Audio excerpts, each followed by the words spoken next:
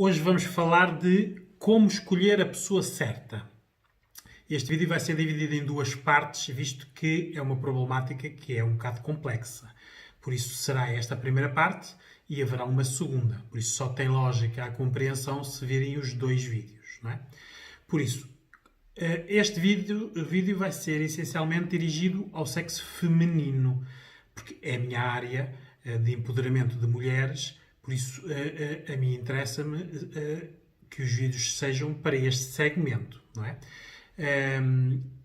Todas as pessoas perguntam, quando vêm aos consultórios, ou mesmo por e-mail, quando terminam uma relação e começam outras, como é que descobrem se as outras pessoas que vão escolher são as pessoas certas, erradas, se são boas, se são más? Como é que fazem essa distinção? Porque na prática tiveram uma primeira relação onde acreditaram que aquela pessoa era a pessoa certa e o seu desejo não se concretizou, não é? Eu vou-vos dar aqui um pequenino exemplo, porque é para vocês verem como é que o nosso cérebro e o nosso poder de decisão funciona. Imaginem que vocês veem duas pessoas, dois homens, interessantes o suficiente para vocês olharem para eles. Por isso, quando vocês olham e mantêm lá os olhos, é porque visualmente as pessoas agradam, não é? Porque este é a primeira seleção que fazemos. Há muita gente que nós nem damos por elas, não é? Porque não configuram dentro dos padrões daquilo que nós procuramos. Por isso, vamos imaginar que são duas pessoas que nós olhamos e ficamos lá com os olhos. Um deles sorri para nós e o outro fica com cara de sério, como se não tivesse interesse, não é? Esta é a linguagem visual que nós estamos a olhar para fazer uma seleção. Para o nosso poder de decisão, qual das duas pessoas é que nos atrai mais? Será a pessoa que sorri, não a que fica com cara de indiferente ou de cara séria, não é? Mas agora imaginem que nestas duas pessoas, a pessoa que sorri mete conversa com vocês e critica-vos. E a pessoa que estava com cara de indiferente ou séria também mete conversa com vocês, mas elogia-vos. Isto é um exemplo de como nós não podemos retirar dimensões à nossa decisão. Porque numa primeira aproximação nós olhávamos, gostávamos de quem sorri, mas não gostamos depois do que diz. Ao contrário, a outra pessoa que nós vimos e tinha uma cara de séria e que nós supostamente não íamos valorizar, quando nos elogiou, já chamou a nossa atenção. É assim que nós decidimos, não é? Juntando dimensões. O problema é que nós deixamos muitas dimensões para depois, quando elas devem ser avaliadas e decididas antes. Por isso, cada um de nós, todas as pessoas são uma individualidade, têm gostos diferentes. E depois de nós termos relações, os nossos gostos apuram-se, ficamos mais exigentes, não é? Por isso, os nossos gostos podem ser públicos ou privados. Os públicos são aqueles que nós dizemos, olha, que tipo de pessoa é que tu gostas? E nós enunciamos. E depois há os gostos privados, que são aqueles que nós não enunciamos, porque são nossos, inconfessáveis. Este tipo de gostos, independentemente de quais sejam, dificultam a tarefa da escolha. Porque como é algo muito... para já que nós não confessamos, por isso não dizemos antes, só vamos dar a entender depois, é algo que nós arriscamos, não é? Porque o que era bom era nós dizermos isto antes. Mas esta parte, como pronto, vai aqui com as crenças, com a nossa, os tabus e com a nossa maneira de ser, existe sempre este pequenino gosto que nos atrai, que nós não confessamos. Depois temos que saber que características é que valorizamos. Há características que nós valorizamos nas pessoas, sabemos quais são. Vindo de uma relação, então nós sabemos quais são de certeza, não é? Nem que seja por exclusão de partes, que é o ponto seguinte. Quais são aquelas que nós não gostamos? Por isso nós vimos de uma relação, não gostamos de algo, não é? Isso é o que nós vamos tentar não repetir no futuro. Por isso, há algo nas pessoas que nós não gostamos, seja o que for, não é? Seja, por exemplo, a pessoa falar demais, não é? E que nos irrita, ou a pessoa falar de menos, que não falando nós não sabemos o que é que ela quer. Isto são coisas, características que nós não gostamos e que temos que saber, porque na próxima relação na procura da pessoa certa, nós temos que excluir pessoas que tenham estas características. Sob pena de repetirmos padrões e erros, não é? Depois, temos que ver até onde é que vai a nossa zona de conforto. Nós tivemos uma relação, tivemos uma zona de conforto emocional e não deu certo. A próxima pessoa que vier aí, a zona de conforto é a mesma ou pode ser mais alargada? Porque se a zona de conforto for a mesma, o padrão será essencialmente igual à pessoa que nós tivemos. Temos que saber essa nossa zona de conforto e até onde podemos ir, porque quanto mais aberta ela for, mais pessoas cabem dentro dela, em termos de decisão e de características, não é? Depois, o grau de exigência. Se viemos de uma relação e vamos para outra, estamos mais exigentes. Agora, não podemos ter uma exigência irreal daquelas situações em que nós queremos tanto, que depois olhamos, não há ninguém. Ninguém. A exigência é tão alta que não existe ninguém. Por isso temos que ver essa situação. E os comparativos para nós termos este grau de exigência. Porque as pessoas mais exigentes são aquelas que tiveram menos comparativos. Logo, menos relações. Por isso, uma pessoa que chega aos 35, 40, 50 anos e que já teve relações, uma ou duas, tem poucos comparativos, não é? Mas é exigente. O que leva a que, quanto mais exigente ela for, menor é o leque de escolhas que vão existir. Por isso, temos que ver aqui que, quanto mais comparativos tiver, o grau de exigência também desce. Não quer dizer que seja menor. Temos, mas é mais graus de comparação, né? E depois temos que ver também quais são quem é que nós procuramos. Porque o nosso poder de decisão vem da vinculação quando nós somos crianças, não é? Com quem é que vinculamos? Com o pai ou com a mãe?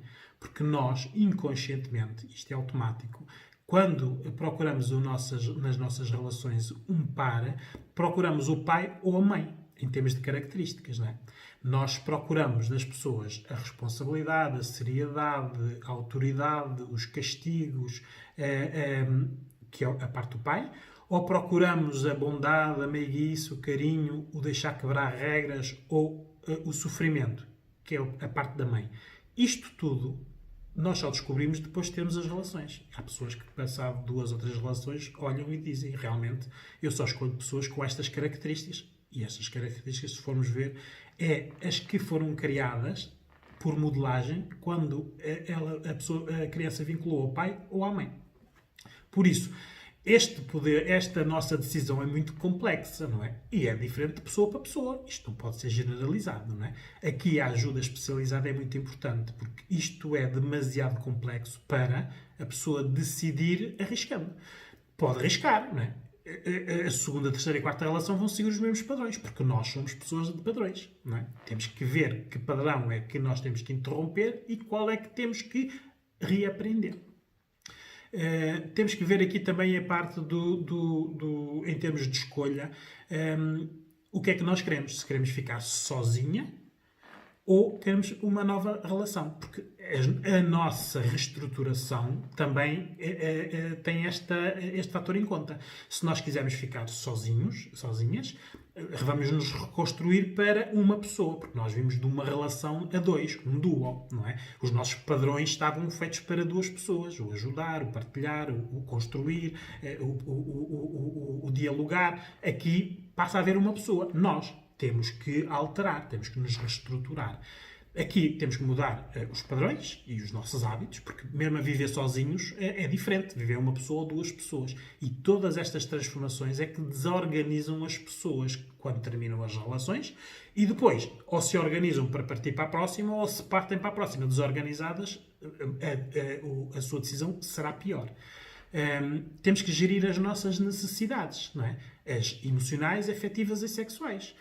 Emocionais se nós decidimos ficar sozinhas, temos que nos adaptar emocionalmente a estar sozinhas, não é? A pessoa estar sozinha não quer dizer que depois exista solidão. Pode haver solitude, não é? Tem que criar mundos dela, não é? Interesses, virar-se para dentro e autoconhecer-se e saber o que quer. Geralmente as pessoas que ficam sozinhas querem menos, não querem mais. querem menos. Já tiveram uma relação, não tiveram satisfeitas, ficaram desiludidas, traumatizadas, desorganizadas, né? Foram prejudicadas e neste momento preferem ficar sozinhas. Por isso, esta reconstrução, precisamos de ver esta parte emocional, não é? A parte dos afetos. Temos que criar aqui uma rede de amigos, de familiares, onde nós podemos ir colher os afetos. Os abraços, as meiguices, irmos almoçar, jantar, conviver, falar. Porque nós não viramos eremitas quando ficamos sozinhos, não é? E a parte sexual. Aqui aconselho a irem ver o vídeo sobre a sexualidade, porque vocês vêm de um duo, de uma relação a dois, onde havia a sexualidade. Ou não. Isso também pode ter sido uma razão para a relação ter acabado. Mas imaginemos que havia. Agora estão sozinhas. A sexualidade, ou vocês anulam essa parte, ou têm que se masturbar. Autossatisfazer sozinhas. Por isso é necessário, quando a pessoa faz esta reestruturação, esta parte ser muito importante.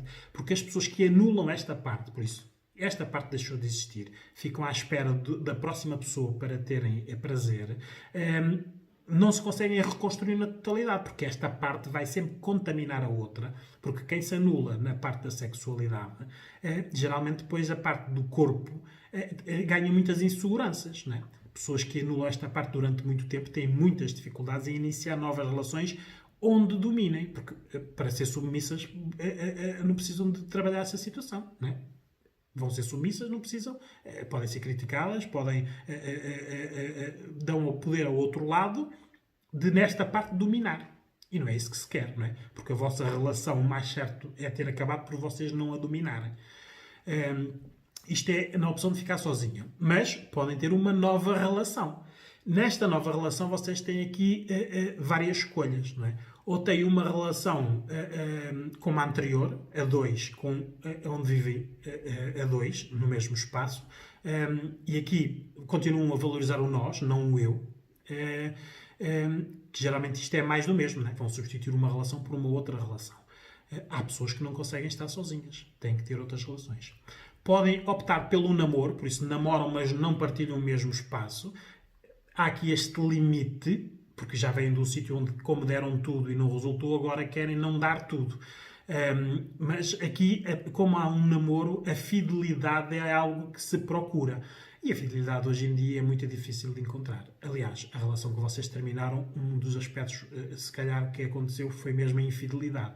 E isto acontece muitas vezes. As mulheres terminam uma relação, muitas vezes por causa da infidelidade, e procuram outras relações querendo fidelidade, e não vão ter infidelidade. E se calhar a pessoa que vão escolher, em termos de características, em todas as dimensões, é pior que a anterior. Por isso, na procura da fidelidade, às vezes vamos perdendo dimensões que nós gostamos nas pessoas. Esta parte da pessoa tem que aprender que a nova realidade, o novo mundo, as novas relações, a fidelidade não pode ser a âncora da relação. A âncora da relação tem que ser o respeito e o amor.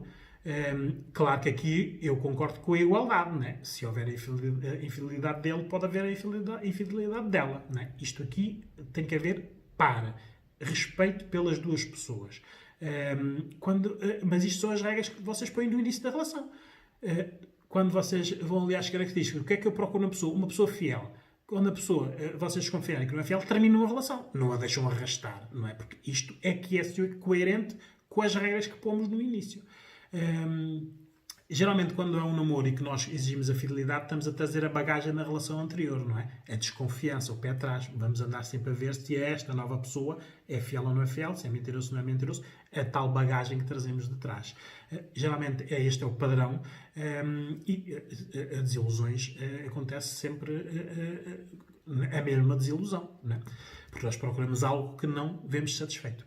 Depois existe já, hoje em dia, muitas mulheres que ficam em novas relações, mas não têm uma relação com uma pessoa. Têm uma relação com várias pessoas. Não a nível de sexualidade. O que estas mulheres procuram é que, em várias pessoas, o que querem realmente. Uma pessoa para ir jantar e para ir ao cinema é uma pessoa que precisa de saber conversar e saber estar e respeitar, sabendo que não há sexo. Outra pessoa, por exemplo, que saiba dançar, que seja mais divertido, mais extrovertido, por exemplo, para as viagens, porque há pessoas que não gostam de viajar sozinhos, sabendo que não há sexo, ou há, isso depois é combinado entre as pessoas, e depois haver uma pessoa só para sexo, que é aquela pessoa que não precisa saber dançar nem precisa saber falar, mas tem que ser bom de sexo. Isto aqui é como os homens já há muito tempo fazem, que são os tais amigas especiais. Aqui podem haver amigos especiais, mas a mulher não está programada emocionalmente para gerir isto. Só que, se pensar racionalmente, nós no mesmo homem não vamos encontrar isto tudo. Por isso andamos sempre à procura dos unicórnios, não é? Eles não existem, não é? E aí tentamos encaixar a tal peça do puzzle onde ela não cabe, não é? A pessoa tem 2 ou 3 dimensões que gostamos e nós, por amor, tentamos empurrar até a peça de maneira a ela encaixar lá. Por isso, isto é algo que tem que ser pensado. Uma pessoa, se for independente financeiramente, se tiver casa, se tiver a sua vida, pode ter, como é lógico, este nível de afetos com pessoas. Isto é tudo negociado. Tem, mas é que se reestruturar, reaprender, não é? Isto é uma situação de que nós temos que estudar isto para nós. As pessoas perguntam também quanto tempo têm que estar sozinhas para fazer o luto da relação anterior. Há pessoas que é 0 tempo, porque não conseguem estar sozinhas, por isso andam a substituir relações com relações. Pronto, não mudam, é sempre o mesmo padrão e os resultados são sempre os mesmos. Ou piores. Porque às vezes o grau de exigência é tão baixo que vão permitindo só para estar acompanhados e acontece depois as piores situações. Depois existem as pessoas que é algum tempo. Geralmente um ano, entre um mês e 12 meses. O tempo varia conforme a pessoa. Que é o tempo da pessoa se adaptar, de analisar a relação anterior, ver onde falhou, ver quais foram as suas responsabilidades, saber aprender com os erros, por isso, saber o que não quer repetir. Porque muitas vezes nós podemos não saber o que queremos, mas sabemos o que não queremos. Isto é importante. Não querem voltar a sofrer e por isso fazem aqui este tipo de tempo para se curar das feridas anteriores e tentar que a próxima pessoa não a faça sofrer nas mesmas dimensões. Aumentou o grau de exigência, porque se espera mais tempo é porque está a esperar alguma coisa melhor do que a anterior. Por isso, o grau de exigência tem a ver também com a relação anterior. Se foi uma relação má com uma pessoa que não era nada de especial, o grau de exigência não vai ser tão alto. Se é uma pessoa que realmente tinha todas as dimensões que gostava e que, por exemplo, por infidelidade acabaram a relação, vai ser muito difícil arranjar uma outra pessoa que tenha as mesmas características nas dimensões que gosta e ser fiel. Esta parte da fidelidade realmente é algo que as mulheres põem como âncora nas relações e é isto que muitas vezes leva-as a estar sempre a idealizar. Não quer dizer que as pessoas tenham que aceitar a infidelidade, não é? Mas ou não têm relações ou praticam a infidelidade também. É uma opção. Depois existem as pessoas que podem estar muito tempo. São as pessoas que se fecham. Muitas vezes esta parte da sexualidade, não só do sexo, mas da sexualidade, a pessoa anula completamente, passa a ser mãe, passa a ser profissional. Aqui esta pessoa assume todas as responsabilidades do que aconteceu na relação anterior, que é para evoluir, tem um grau de exigência muito elevado, sabe o que quer e quer só pessoas que acrescentem. Por isso que não sejam só igual a elas ou que lhes tirem, que lhes acrescentem. Claro que quanto mais tempo estiverem à procura, mais difícil vai ser reiniciar. Quanto mais tempo tiverem sem a sua sexualidade ativada, mais difícil vai ser ativá-la. E a carência existe, por isso quanto maior for o tempo, maior carência e pior vai ser a decisão. Porque depois podem decidir baseado na carência que têm. Todas estas dimensões influenciam-nos, não é? Por isso, isto é... tudo o que nós temos que prever e organizar e que a ajuda a especializar é boa para nos organizar, para nós vermos quais são os nossos limites, para nós vermos o que queremos e para não voltarmos a sofrer. Por isso, agora continuamos no vídeo seguinte com outras dimensões da escolha.